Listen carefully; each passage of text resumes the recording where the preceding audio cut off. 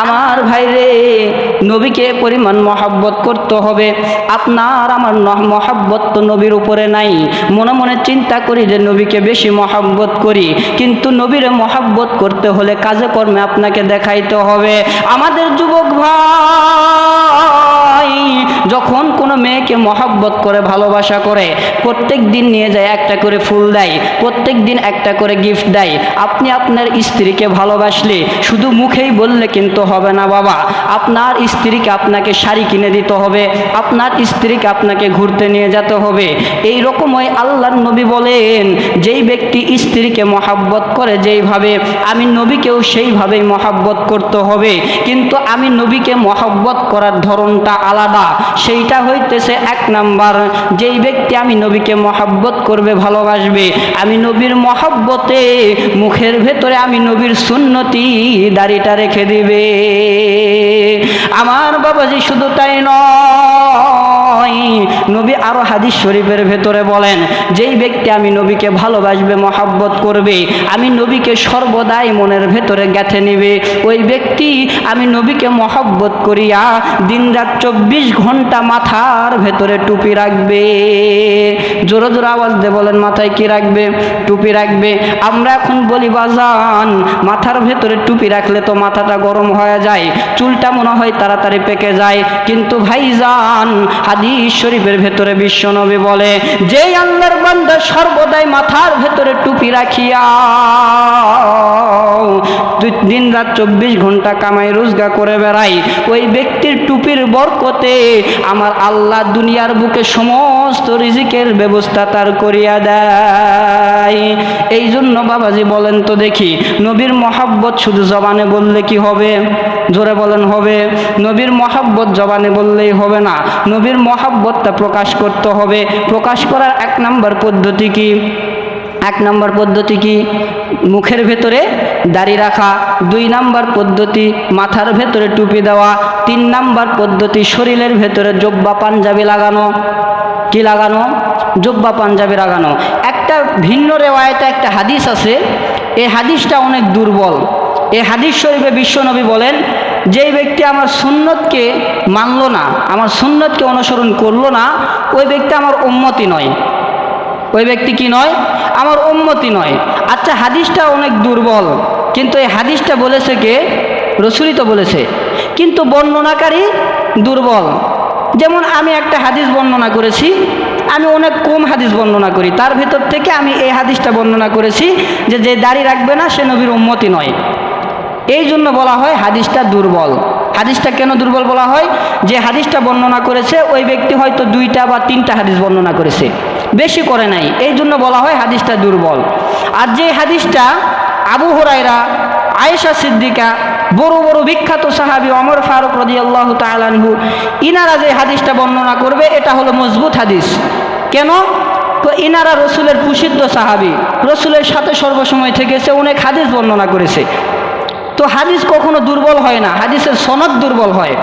হাদিস যতই দুর্বল হোক, রসুলেরই কথা, আর রসুল যে কথাটা বলে এটা রসুল নিজের জবান থেকে বলে না, কুরআনুল কারীমের ভিতরে আসছে রসুল যে কথা বলে সব কথাগুলো আল্লাহর থেকে শুনে শুনে নিজের জবান দ্বারা বলে।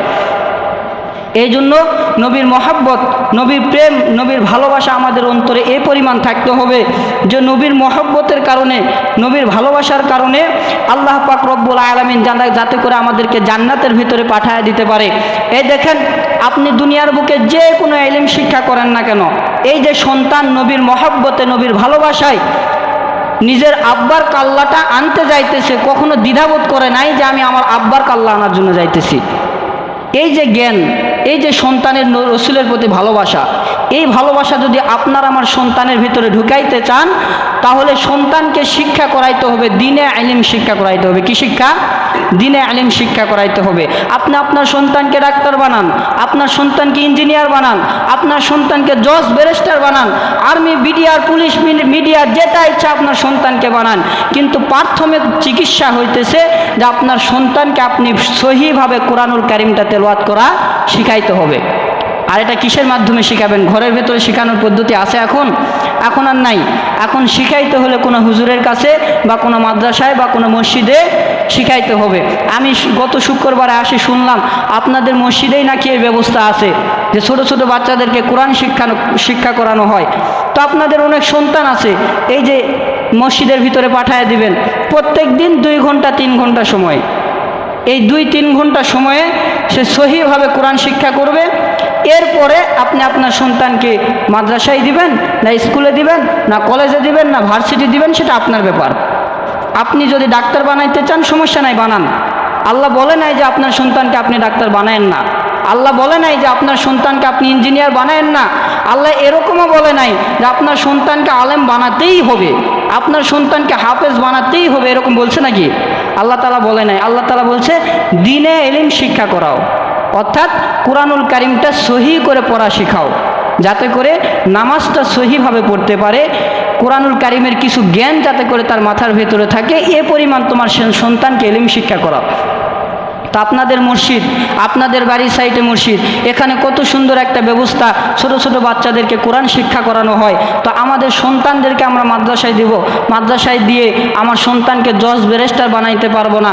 এখন মনে মনে চিন্তা করবো আমার সন্তান বড় হয় কেমনে চলবে, মাত্র 5,000 টাকা মাদ্রাসায় বেতন, মাত্র 10,000 টাকা বেতন, এই বেতনে তো আমার সন্তানই চলতে পারবে না, আমি কেমনে চলবো, এটা আমাদের মনে আসতে পারে। তো সমস্যা নাই, মাদ্রাসায় আমরা দিব না, মসজিদে দিয়ে মাত্র 2 ঘন্টা 3 ঘন্টা একটু কোরআনটা সহিভাবে শিখাই। বাবা, একটা হাদিস শুনে নেই, যেই ব্যক্তি নিজের সন্তানকে কোরআন সহি করে শিখাইল না, কিয়ামতের ময়দানে আল্লাহ তাআলা তার পিতাকে ধরে বলবে কি ব্যাপার, তুমি তোমার সন্তানকে কোরআন শিক্ষা করাও নাই কেন?